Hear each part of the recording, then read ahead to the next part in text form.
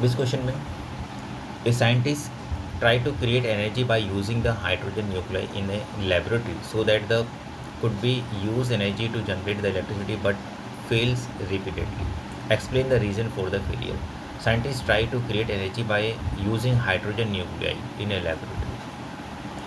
Hydrogen nucleus से वो laboratory में एनर्जी जनरेट कर so that it could use energy to generate electricity but it fails rapidly.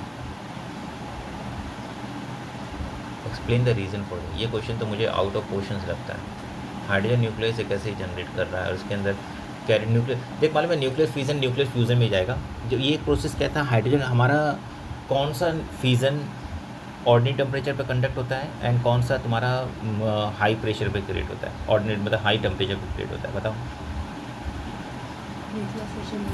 Fusion को नहीं, fusion तो मेरा ऑर्डिनरी टेम्परेचर पे होगा ना. ब्रेकिंग ऑफ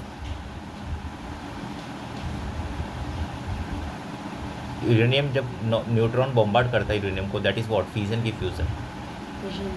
फ्यूजन ना. तो वो हमारा ऑर्डिनरी टेम्परेचर पर कंडक्ट होता है और जो कंबाइनिंग ऑफ न्यूक्लियस है ना वो हमारा हाई टेम्परेचर पे क्रिएट होता है. क्लियर. तो न्यूक्लियर फ्यूज अभी यहाँ पे फ्यूज़न ऑफ हाइड्रोजन को क्या चाहिए, रिक्वायर्ड वेरी हाई टेम्परेचर जिसकी वजह से वो फेल हो रहा है. ये क्वेश्चन मुझे लगा आउट ऑफ क्वेश्चन लगा पर ये क्वेश्चन इससे डिपेंड है. Which types of nuclear reaction is carried out to generate the electricity, give the reason. यहाँ विच टाइप्स ऑफ न्यूक्लियर, ये न्यूक्लियर फ्यूजन है. Nuclear fusion is required to generate the electricity. Okay, समझे कि नहीं. मतलब neutron bombard करेंगे uranium को, uranium convert होगा आपका क्रेप्टॉन प्लस बेरियम में, तो ये मेरा न्यूक्लियर फ्यूजन है एंड प्लस एनर्जी जनरेट. समझे. Why it is not advisable to connect the fuse in neutral wire. Fuse neutral wire पे कनेक्ट किया था क्योंकि बिकॉज ना which wire is a dangerous life and our body, because every person who is handling the appliance having the neutral charges. Okay, so it means if we connect the fuse neutral, there is a no effect of fuse, working of fuse. जो fuse का काम है वो कुछ मतलब ही नहीं है. Yes, we want to stop the live current, so that's why fuse should be connected with the live wire.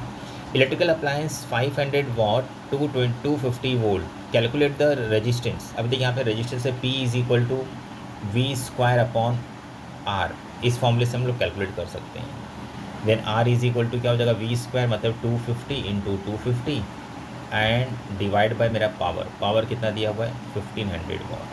तो ये 2 जीरो हमने कैंसिल कट कर दी. 5 से 3 जा एंड 5 जा, देन 125 डिवाइड बाय 3. क्लियर है. इस क्वेश्चन में देख सबकी हीट कैपेसिटी देखिए. The A copper vessels contains 100 gram of contain 150 gram of water at 50 degrees. How much the needed to cool it to 5 grams? 100 grams एक vessels mass 100 gram contain 150 gram of water at 50 degrees Celsius. How much ice needed? Okay, to cool it 5 degrees Celsius. कैसे करेंगे इसको. Copper vessels 100 ग्राम का है तो इसका मास हो गया मेरा 100 ग्राम. इसका स्पेसिफिक हीट कैपेसिटी कितनी दे रखी है 0.4. ठीक.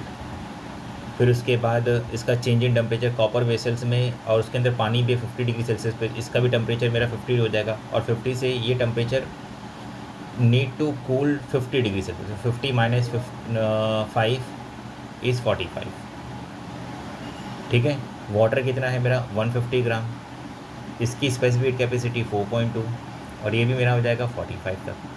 समझे. अब मैंने आइस डाला. आइस का मास नहीं दिया है, हाउ मच आइस, तो मुझे फाइंड करना है. पहले तो आइस मेल्ट होगा तो ml लेटेंट हीट 336. फिर जब आइस मेल्ट हो जाएगा तो वाटर में कन्वर्ट हो जाएगा तो वही सेम मास. ठीक है. अब उसके बाद इसका जो वाटर में कन्वर्ट होगा उसकी specific capacity 4.2. Change in temperature क्योंकि 0 से 5 तो क्या आएगा सिर्फ 5. इसे कैलकुलेट करना है. तो आउट ऑफ 4 मार्क्स में 3 मार्क्स तेरे को इसी में मिलेंगे. ये जो स्टेप्स लिखे ना 1 मार्क्स 2 मार्क्स और ये तेरा 3 मार्क्स. तो 3 मार्क्स तेरे को यहाँ पे मिल जाएंगे. चौथा मार्क्स तेरा वो लास्ट आंसर रहेगा. समझे कि नहीं. क्लियर है सारा स्टेप्स. कंफर्म.